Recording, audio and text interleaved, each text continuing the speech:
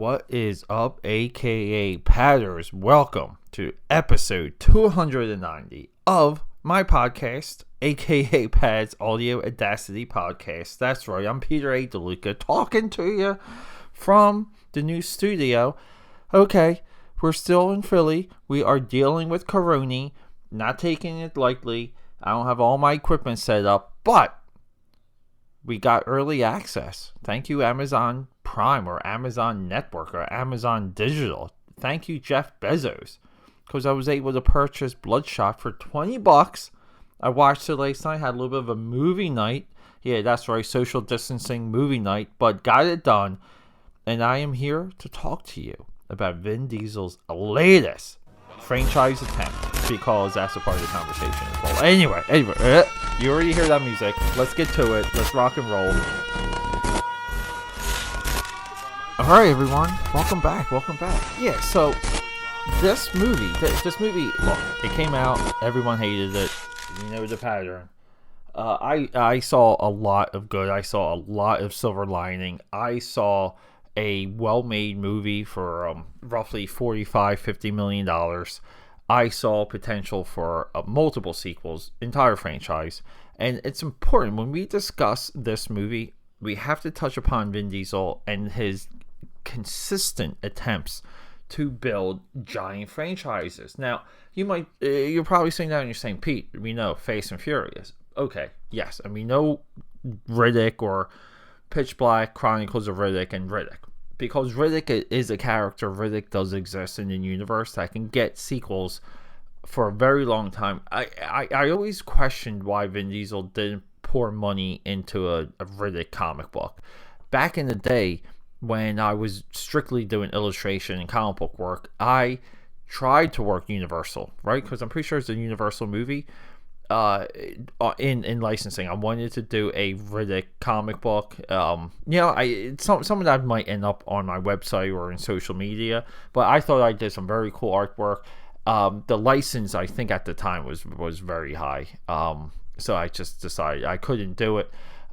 Maybe I should have, because I just feel like everything from Chronicles of Riddick, period. Chronicles of Riddick, there's so much meat on that bone. It just stinks. I always feel like that movie should have been longer, where Vin Diesel or Riddick should have, we should have seen him on the throne for at least one half of a movie act. But anyway, yeah, so we got those two, but look, he's also part of Guardians of the Galaxy. Okay, he's just the voice. We have Triple X, which is technically 3 movies. It's 2 movies. The return of Xander Cage does connect State of the Union, which is the Ice-T Triple X movie. But then we also have this movie and The Last Witch Hunter. The Last Witch Hunter, in my view, is 100% primed for sequels, modestly budgeted movie. A lot of competing movies. There was like a Nick Cage movie that came out that was I think that was Season of the Witch, and sometimes you get these things that it's like everyone rushes towards like this visual or this idea in Hollywood, because Hollywood's relatively a small town. I feel like that movie got washed out. And look, 2008 Babylon AD, huge underrated movie. That got butchered too. If that was popular, that could have got a sequel. The Pacifier, 2005. If that was success, major success, that could have got a sequel.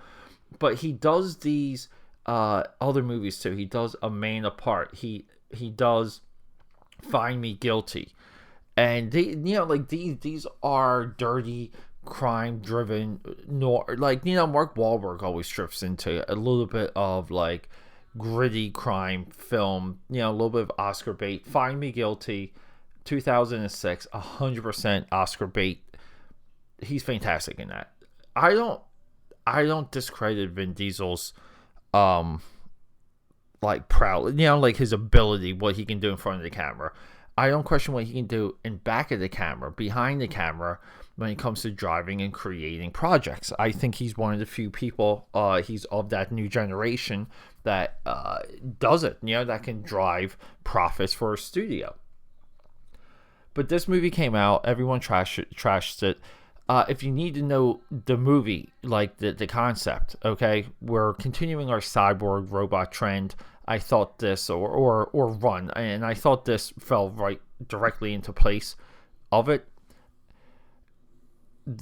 Like this, he's technically a cyborg. He's technically a robot. He's a super soldier that's programmable. He gets sent on missions. His mind gets erased.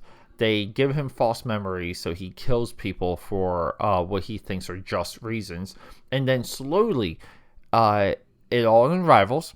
And the trope that we're dealing with now in every single one of these robot AI cyborg movies is that he turns on his creator and seeks freedom and liberty and self-discovery. The human condition emerges. This is no different. The ending of Ex Machina, which was our previous episode, the episode before that, Upgrade. All these movies have the same ending. All these movies have the same exact point. And we have three, especially in my last three episodes, we have drastic different paths to the party. And their folks, their listeners, that lies all of the fun. Holy crap, watching these three movies back to back to back, in a series of 3 days, I have to say it, I loved it. Because it's Ex Machina goes into it, and it's the human condition is undeniable.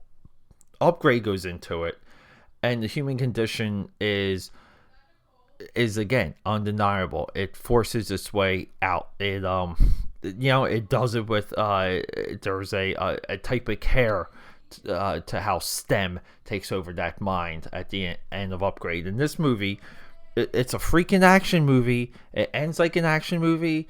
It jumps to the next scene. It jumps to the resolution like an action movie. Bang, we're done. And speaking of just some of the mechanics of this movie, I hit Wikipedia real quick because I was curious about our director. And within like the first few lines of Wikipedia, this movie originally was a Jared Leto project, and it seemed like it. If we're talking Sony, he went from Bloodshot to Mobius while juggling the Joker role. And I think we're going to look back, and we're really going to regret Jared Leto not continuing his Joker character, his Joker take, his Joker arc, because clearly Birds of Prey could have used him. I haven't even seen that movie yet, and I'm saying Birds of Prey could have used Jared Leto's Joker. So, Vin Diesel steps in, and I'll tell you one thing. Visually, they play Vin Diesel to look a lot like his character, John, or his character from Fast and Furious. Yeah, Vin Diesel's just quick observation, quick take. He just wears too many wife beaters in this movie. He's supposed to be like a jockey, military guy, tough dude. You can give him something else to wear. You can design it. You can just make it look cool. He has like a little bit of a team of like fellow cybernetic assassins or soldiers. Those guys look cool. Whenever you see those guys on screen, they look pretty cool. Vin Diesel just doesn't quite have that visual pop in this movie. I felt like part of this movie needed it to carry it. Action, look, action's not too bad for what the budget is. Our director, David S.F. Wilson, he's a special effects guy. This is his first movie. Okay, yeah, I mean, when it comes to special effects guy directing a movie, I would say this is one of the better ones, for sure. Usually special effects guy directed movies are disasters, Starship Troopers, Marauders, I'm looking at you.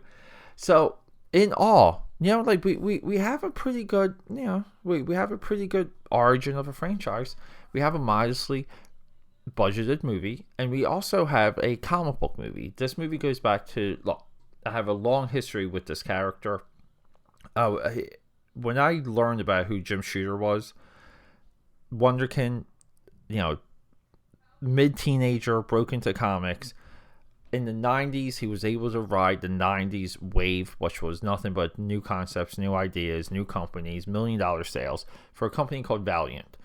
They later outed him, which was the worst move they could possibly do, because he made that company everything. The stories that they were involved with while he was running that company, Bloodshot was one of the characters that they premiered. And there was so much hype, there was so much excitement about Bloodshot, and it was cool to see all of that eventually come back. So for me, this is a must-watch movie because it really goes into my teenage years, and it goes into 90s comics, and it goes into an era that I feel is the greatest era in comic books because of the cash flow and what that enabled the industry to do. It's so drastic. It's so contrarian to what we see today. So I believe that's a victory, but at the same time, no one seemed to be on board with this movie. The movie made about, according to Wikipedia, $30 million at the box office, and then Corona hit, and boom, like we're kind of done. Like the movie has to get dumped on Amazon to maybe recoup some of its money. We're talking 30 million worldwide. It only did 10 million domestic. It did 20 million internationally. Like this movie needs to make $15 million through digital. I don't see that happening. It's sad, but hey, like those are the breaks sometimes. And I just feel like I don't think this movie's going to be like discovered down the road, but I think it's going to be touched on. I think a lot of people are going to stumble on Bloodshot and realize, the initial reviewers who, for some reason, wanted to butcher the hell out of this movie, they were a little bit wrong. They were a little bit frivolous with their takes. They didn't look into how this movie's nuanced. This is the best nanotechnology movie, like, ever. Not, I mean, Upgrade touches on it, but this movie is just straight up nanobots, and that's the hook. That's the idea. The visuals of this movie are all of the guy's powers, so you get visuals in this movie you've never seen before, which pretty freaking awesome, pretty well done. Do I think they could have went more with it? Do I think the ending, the final set piece could have been more than like an elevator free fall fight? I do. Didn't have pop. We're dealing with a futuristic age with insane technology. They could have done a little bit more. There could have been a little bit more emotion, drama within Vin Diesel's character and some of his character. But all of Vin Diesel's characters, him and people around him, they're always played a certain way, and they're played a certain way for a reason. They're there to move the plot, and so whenever he interacts with someone on screen, we're moving the plot forward. I don't get bothered by it, but I can kind of see how there's a distance between that and the audience, and I think this is a little bit of the Fast and Furious, the Transformer effect. I'm not going to say Mission Impossible, because Mission Impossible makes leaps and bounds to prevent that. Just through narrative, story, direction, there's a lot of choices between what makes that different than what makes Fast and Furious different. This is Vin Diesel in his Fast and Furious rhythm. And look, The Rock has tried it also. Look, The Rock's tried to jumpstart a lot of franchises, Rampage being one of them. And all these movies have this similar feeling, effect, repercussions, but that doesn't mean they're not pretty cool, fun movies, and that's exactly what this is. And I'm happy to wrap up the cyborg robot journey that all of you been on with this and jump into our next movie, which I haven't even decided yet. Maybe I'll just do like a throwback. Like maybe we'll just do the Heavy Metal cartoon, because I've been watching that nonstop and I've rediscovered that. And you know what? That's going to be it. Episode 291, Heavy Metal. Another dump episode. Brain dump episode. I mean, I'm not just dumping the episode. But look, everyone, don't discount this movie. Buy it, check it out. It's $20. Invite your friends over. I did a big movie night. I had people over in my back patio. We drank a lot of PBR. We ate some fantastic pizza, because Philly is a pretty good pizza town. We ate ice cream. We watched Bloodshot. That's the type of night you need around this movie. I enjoyed it. I had a good time. This movie needs a sequel. Let's do it. Everyone, thanks for listening. Rock and roll, and I love you.